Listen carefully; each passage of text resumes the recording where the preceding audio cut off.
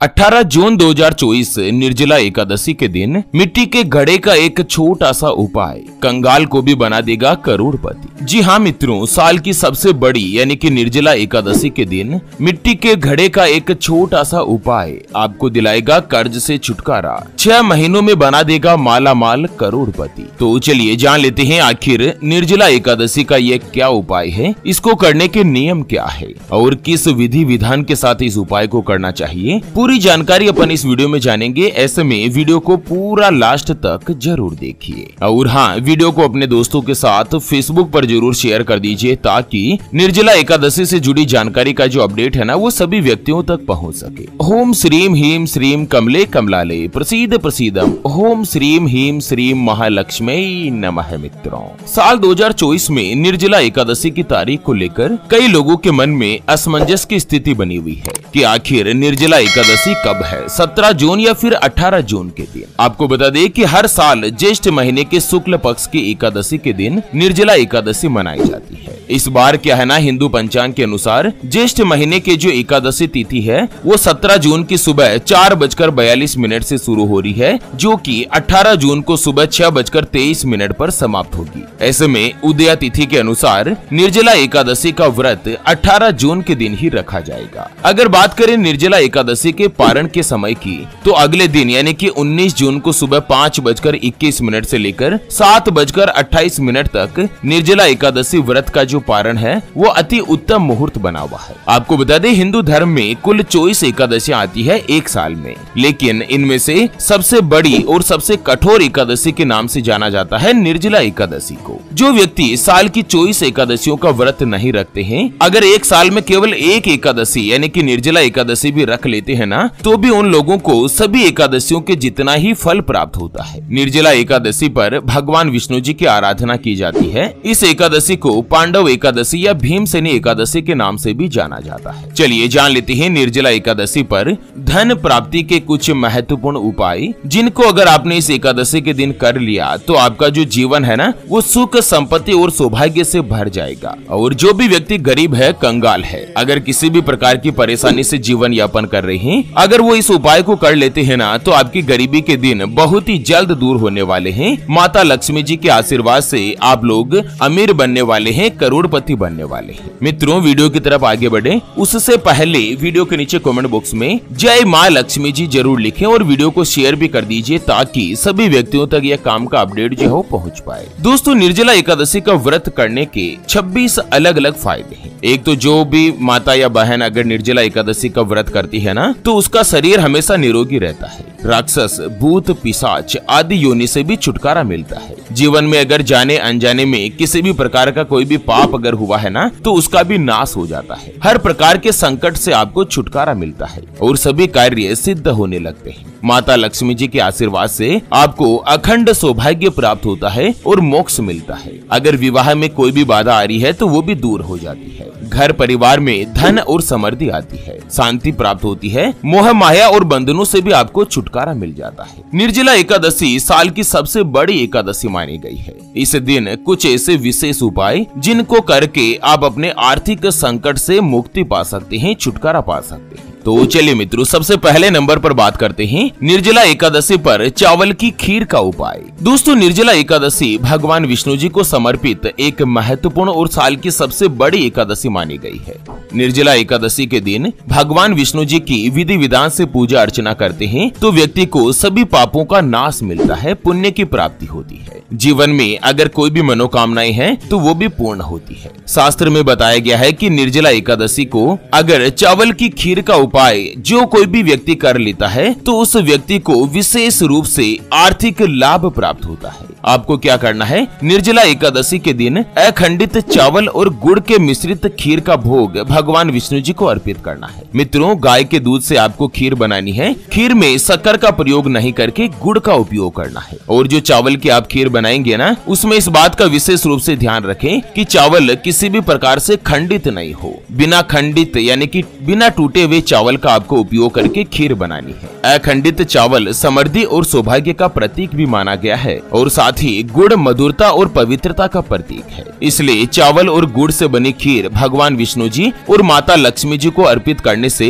घर परिवार में धन धान्य में बढ़ोतरी होती है, सुख समृद्धि और पारिवारिक कल्याण की भी प्राप्ति होती है। लेकिन उस उपाय को करने के कुछ नियम है जो कि मैं आपको बता देता हूँ। दोस्तों, सबसे पहले तो निर्जला एकादशी के दिन सुबह सुबह आपको ब्रह्म मुहूर्त में ही उठ जाना है, यानी कि सूर्योदय से पहले आपको उठकर स्नान आदि कार्यों से निवृत्त हो जाना है। उसके बाद जब भी सूर्योदय हो, सूर्योदय के समय भगवान सूर्यदेव को तांबे के लोटे से या तांबे के किसी भी पात्र से जल का अर्घ्य दें। सूर्यदेव को जल अर्पण करते समय ओम सूर्याय नमः मंत्र का जाप करते रहें। निर्जला एकादशी पर मैं आपको इस वीडियो में जो कोई भी उपाय बताऊंगा ना, हर एक उपाय को करने के जो नियम है ना, वो सबसे पहले आप समझ लीजिए। अच्छा, निर्जला एकादशी के दिन आप लोगों का मन पवित्र होना चाहिए। आप किसी के प्रति द्वेष, ईर्ष्या या लड़ाई झगड़े की भावना नहीं रखें। निर्जला एकादशी के दिन भूल कर भी काले वस्त्र या काले रंग के कपड़े नहीं पहनने चाहिए। घर में, परिवार में, आसपास अगर कोई भी महिला है, लड़की है, कुंवारी कन्या है, किसी का भी अपमान नहीं करें। किसी को अपशब्द या कटु शब्द भी नहीं कहने चाहिए। निर्जला एकादशी की रात में आपको चारपाई पर या पलंग पर नहीं सोना है। निर्जला एकादशी की रात में अगर आप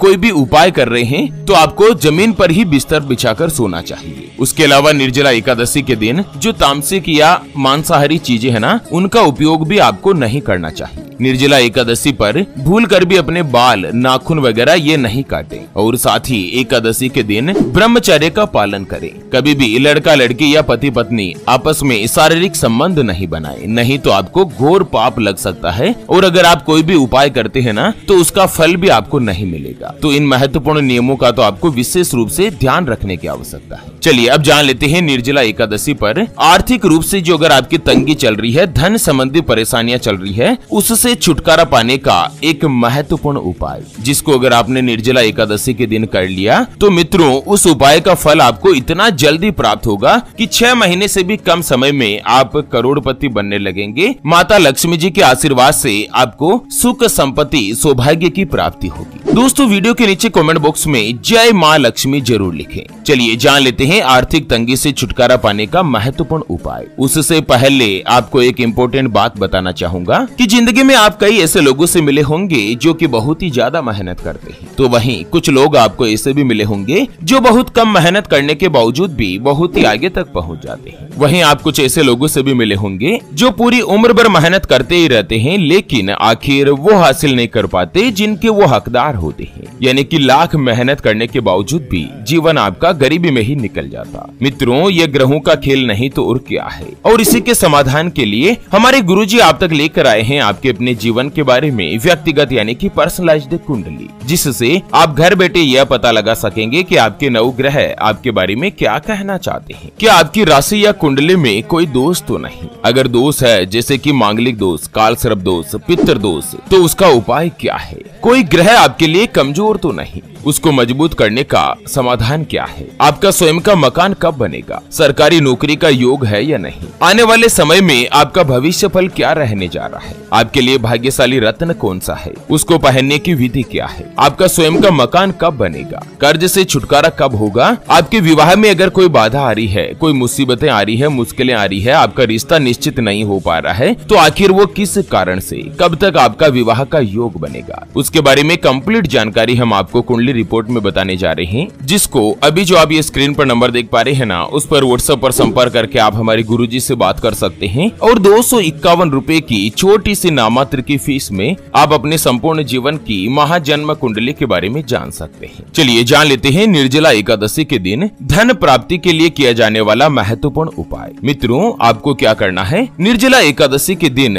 तुलसी की जड़ लेनी है और तुलसी की जड़ के साथ ही आपको अक्षत चावल भी लेने हैं। चावल का ध्यान रखें, कहीं से भी टूटा फूटा, कटा वगैरह नहीं होना चाहिए, खंडित चावल नहीं होने चाहिए। अब आपको तुलसी की जड़ और चावल दोनों को एक साथ लाल कपड़े में बांध देना है। फिर आपके घर का जो मेन गेट है, जो मुख्य दरवाजा है, जहां पर आप अपने घर में प्रवेश करते हैं, उस मेन गेट पर तुलसी की जड़ को बांध दीजिए निर्जला एकादशी के दिन। दोस्तों, अगर साल की सबसे बड़ी एकादशी यानी कि निर्जला एकादशी पर आप उस उपाय को कर लेते हैं ना, तो माता लक्ष्मी जी आपके घर में विराजमान होने लगेगी और बहुत बहुत ही जल्द माता लक्ष्मी जी की कृपा से आपके घर में जो भी गरीबी है, दरिद्रता है, वो जल्द से जल्द दूर होगी। इस उपाय को करने से आपके घर में जो तिजोरी है वो हमेशा धन से भरी रहेगी। दोस्तों, आपको घर के मेन गेट पर तुलसी की चौखट और अक्षत चावल दोनों को ही लाल कपड़े में पोटली बनाकर घर के मेन गेट पर बांध देना है। माता लक्ष्मी जी ऐसा करने से अत्यंत प्रसन्न होगी और आपके घर की जो गरीबी है, दरिद्रता है, वो बहुत ही जल्द यानी कि 6 महीने से भी कम समय में आपके घर से भाग जाएगी। ध्यान रहे, इस उपाय को आपको निर्जला एकादशी के दिन में ही करना है, रात को नहीं करना है। दूसरी महत्वपूर्ण बात, तुलसी की जो जड़ है ना, वो निर्जला एकादशी के दिन तुलसी को खोदकर नहीं निकालनी है, बल्कि एकादशी के एक दिन पहले ही निकाल दीजिए। दूसरा है कि निर्जला एकादशी के दिन तुलसी में कभी भी जल अर्पित नहीं करें।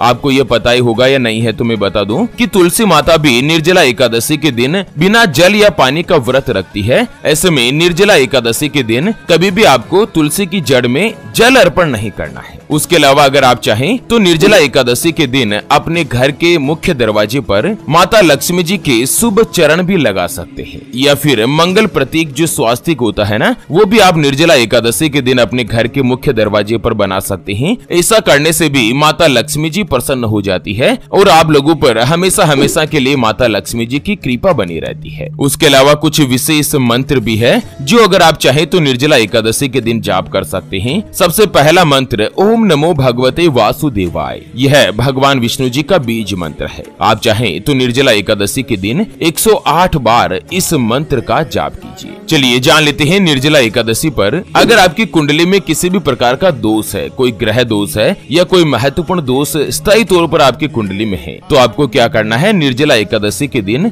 जल, शरबत, पीले फल, पीले वस्त्र, आम, तरबूज या शक्कर आदि चीजों का गरीब लोगों में दान करें। ऐसा करने से कुंडली दोष से भी आपको छुटकारा मिलेगा। उसके अलावा अगर आपके वैवाहिक जीवन में कोई भी दिक्कत आ रही है, पति पत्नी के बीच आपस में बनती नहीं है, घर में लगातार लड़ाई झगड़ा या गृह कलेश बना रहता है, तो आपको क्या करना है, निर्जला एकादशी के दिन आपके घर में जो तुलसी का पौधा है ना, उसके पास में शुद्ध गाय के घी से 11 दीपक जलाने हैं और उसके बाद 11 बार तुलसी माता की परिक्रमा करनी है। ऐसा करने से वैवाहिक जीवन में सुख समृद्धि प्राप्त होगी, पति पत्नी के बीच आपसी रिश्तों में मिठास बढ़ेगा और साथ ही माता लक्ष्मी जी के आशीर्वाद से आपके वैवाहिक जीवन में अगर कोई भी दिक्कत, बाधा, दुविधा या मुसीबतें आ रही है ना, उसका भी आपको जल्द से जल्द समाधान होगा। बाकी निर्जला एकादशी का जो दिन है वो साल में सबसे बड़ा पवित्र महादिन माना गया है। ऐसे में निर्जला एकादशी पर दान पुण्य करने का भी कई गुना ज्यादा आपको फल प्राप्त होता है। निर्जला एकादशी के दिन आप चाहे तो चांदी का सिक्का माता देवी लक्ष्मी जी और भगवान विष्णु जी को भी अर्पित कर सकते हैं।